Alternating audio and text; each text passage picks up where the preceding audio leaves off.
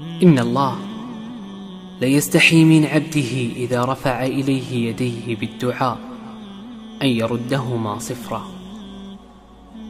تأملوا سقف أدعية الأنبياء أصحاب الهمم العالية، يسألون الله تعالى المستحيلات ولا يبالون. لماذا؟